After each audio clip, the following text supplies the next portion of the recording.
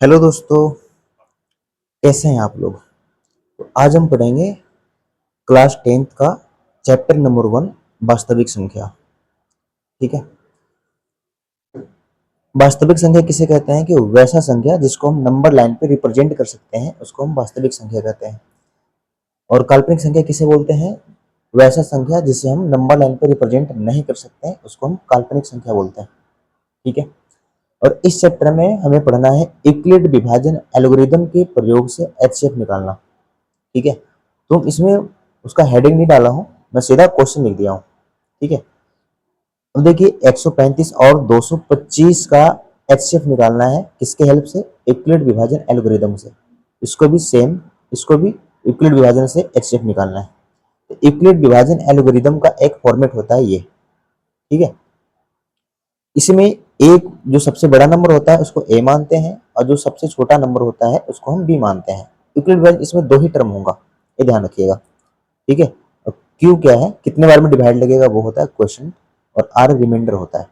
ठीक है। चलिए अब हम चलते हैं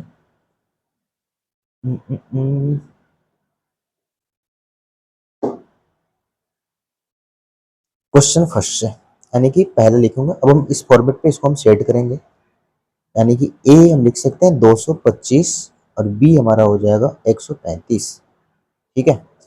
अब इस पे हम वैल्यू पुट करेंगे इसका। ए की जगह पे कितना रखना पड़ेगा, 225 रख दिया भाई। बी की जगह पे कितना है 135, ये भी रख दिया। अब देखो 135 का टेबल कितना बार पढ़े हैं, 225 के करीब पहुंच जाए। ठीक है। तो 135 का टेबल एक बार पढ़े क्योंकि दो बार में हो जाएगा 270 है, 225 से तो दो बार में ज्यादा हो जाएगा, एक ही बार पढ़ना पड़ेगा। तो 135। अच्छा, अब रिमाइंडर कितना बचेगा, 135 में से 225 में से 135 को माइनस करेंगे तो 90 बचेगा रिमाइंडर। अब क्या होता है कि जो हमारा फर्स्ट टर्म में बी था, क्योंकि रिमाइंडर तो हमारा बच गया, जो फर्स्ट टर्म में बी था वो ए बन जाएगा, 135 यहाँ आ जाएगा।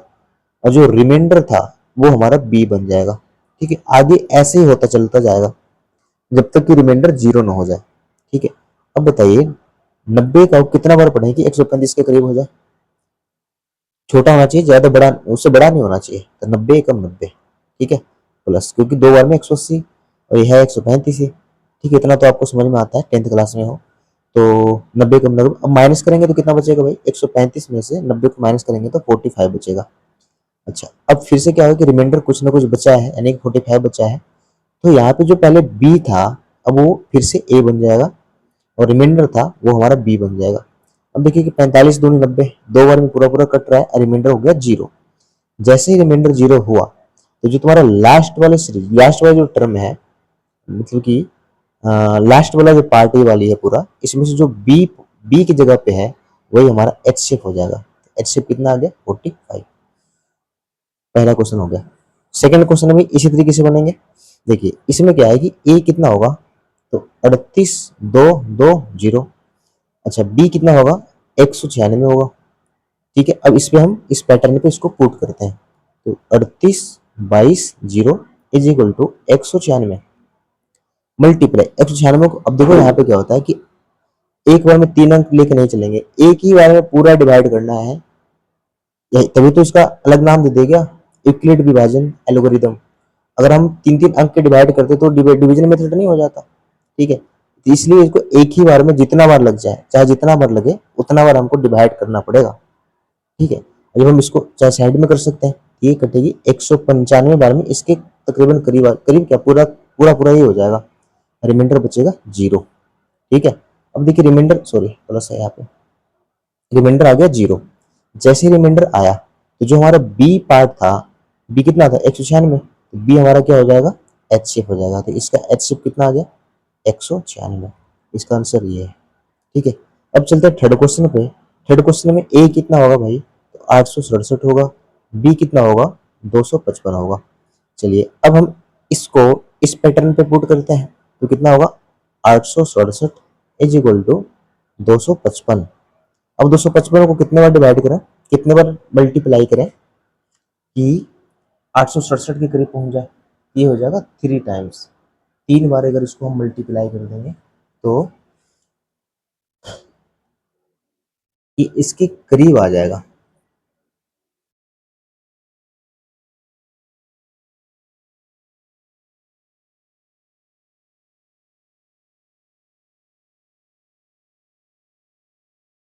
ठीक है, तो 3 बार में कितना होगा भाई? 3 × 5 = 15 के 5 हासिल 1, 3 × 5 = 15, 16 के 6 हासिल 1, 3 दूनी 6 और 1 7, यानी कि 765। 3 बार में आएगा। रिमाइंडर कितना बचेगा? 7 में से 5 घटाओ 2, 6 में से 6 घटेगा 0, 8 में से 7 घटेगा 1, ये आ गया हमारा रिमाइंडर। ठीक है, अब देखिए रिमाइंडर जीरो आता है ना, रिमाइंडर जब जीरो होता है तब हमारा जो बी होता है ना वही क्या आ जाता है? एचसीएफ आता है, लेकिन रिमाइंडर तो यहाँ पे कुछ बच रहा है, तो जो हमारा इसमें बी था वो अब ए बन जाएगा। 255 इज इक्वल टू, जो रिमाइंडर था वो हमारा बी बन जाएगा। ठीक है, अब 102 को कितना बार मल्टीप्लाई करें? तो 2 बार, 2 बार करेंगे तो कितना आएगा? 204। 255 में से 204 घटाओगे तो कितना बचेगा? 51 बचेगा। ठीक है, अभी जो बी टर्म था उसको हम ए बना लेंगे, इज इक्वल टू, अब 51 है, जो रिमाइंडर बचेगा वो बी बन जाएगा। अब इसको 2 बार में पूरा पूरा कट रहा है। ठीक है, रिमाइंडर बचेगा 0, क्योंकि 2 × 1 = 2 और 5 × 2 = 10, पूरा पूरा हो गया। अब जैसे रिमाइंडर 0 बचा, जो बी टर्म है, लास्ट का जो बी टर्म होता है वो हमारा एचसीएफ हो जाता है। कितना होगा एचसीएफ हमारा? 51, ये हो गया।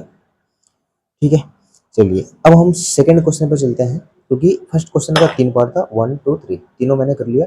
अब हम चलते हैं सेकंड क्वेश्चन पे। तो सेकंड क्वेश्चन में क्या है कि इसमें दर्शाना है कि किसी भी धनात्मक पूर्णांक, विषम पूर्णांक, ठीक है, किसी भी धनात्मक विषम पूर्णांक को 6q+1, 6q+3, 6q+5 के रूप में लिख सकते हैं या फिर होता है, जहाँ q कोई पूर्णांक है। ठीक है, क्या करना है भाई? सेकंड क्वेश्चन को मैं यहाँ पे लिख के बताता हूँ। ठीक है, इसमें क्या करना है कि कोई भी धनात्मक विषम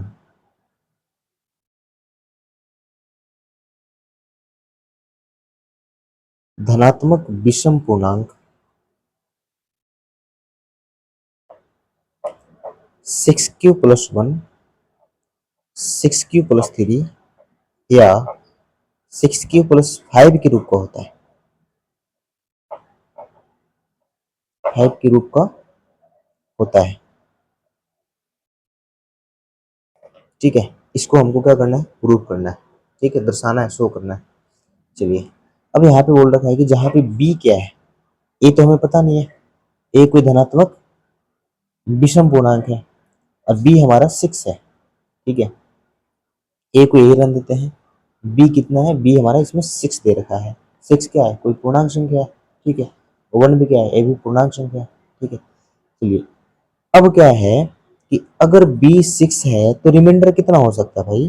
तो रिमाइंडर हो सकता है तो 0 होगा, या तो 1 होगा, या तो 2, 3, 4 और 5, यही तो हो सकता। 6 तो हो नहीं सकता, क्योंकि 6 होगा तो एक और डिवाइड लग जाएगा, जब भी होगा तो 6 से कम होगा।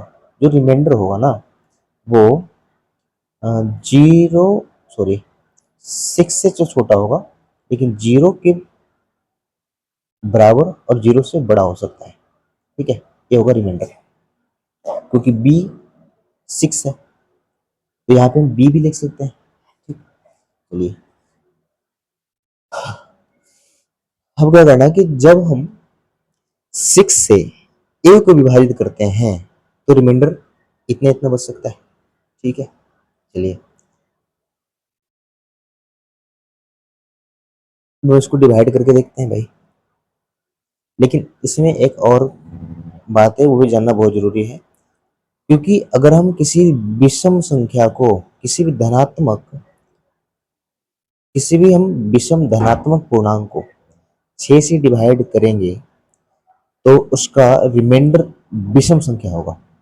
6 क्या? सम संख्या। किसी भी धनात्मक विषम पूर्णांक को अगर हम सम संख्या से भाग देते हैं तो उसका रिमाइंडर विषम संख्या होगा। अगर तुम नोट बना के लिख भी सकते हैं कि विषम धनात्मक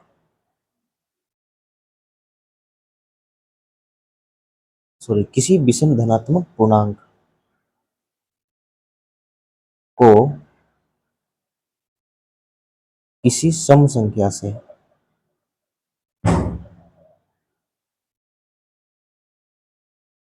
भाग दे तो रिमाइंडर हमेशा विषम संख्या आएगा।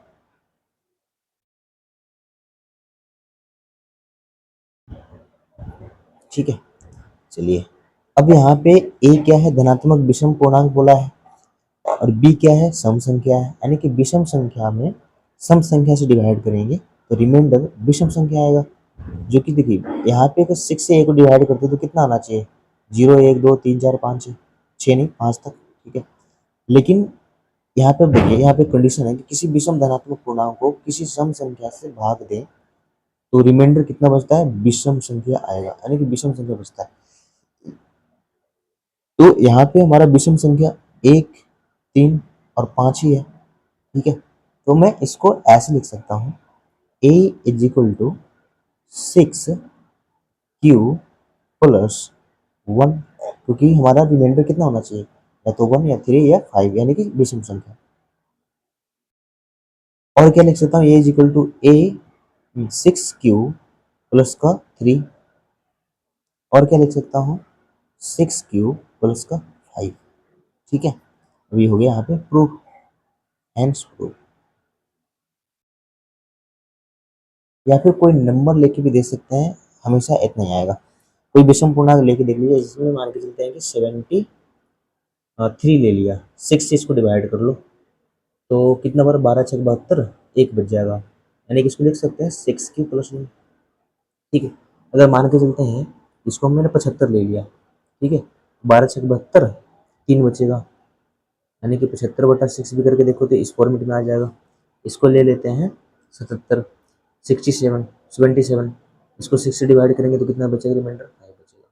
ठीक है, यानी और कुछ बच रहा है अपने मन से, 76, ये तो क्या है, ये तो हमारा हो गया 76, तो सम संख्या, हमको विषम संख्या लेना है। ठीक है, धनात्मक 3 ले लिया, 5 ले लिया, 7 ले लिया, 9 भी लेके देख लो, 79, इसको भी 6 से डिवाइड करेंगे तो कितना बनेगा, 6 बन जा 6, घट गया, 6 3 जा 18, घट गया 1, यानी कि इसको भी 6q प्लस 1 के फॉर्मेट में लिख सकते हैं। ठीक है, ये हम कोई से भी नंबर लेके देख लो, अगर हम 6 से डिवाइड करेंगे तो रिमाइंडर हमेशा क्या बचेगा, 1 3 और 5, विषम संख्या बचेगा, लेकिन 1 3 5 ही क्यों, क्योंकि हम 6 से डिवाइड कर रहे हैं। अगर मैं 10 से डिवाइड करता तो क्या बचता, 1 3 5 7 9 तक बच सकता था, तो ये विषम संख्या है। 6 से डिवाइड कर लें इसलिए 1 3 5 तक ही बचेगा। ठीक है, 7 तो 6 से ज़्यादा हो जाता है। ठीक है, चलिए तो आज के लिए इतना ही, फिर हम मिलते हैं नेक्स्ट वीडियो में। अगर ये वीडियो अच्छा लगा, अच्छे से अगर समझ में आया, लाइक कीजिए, शेयर कीजिए, कमेंट कीजिए। धन्यवाद, जय हिंद, वंदे मातरम।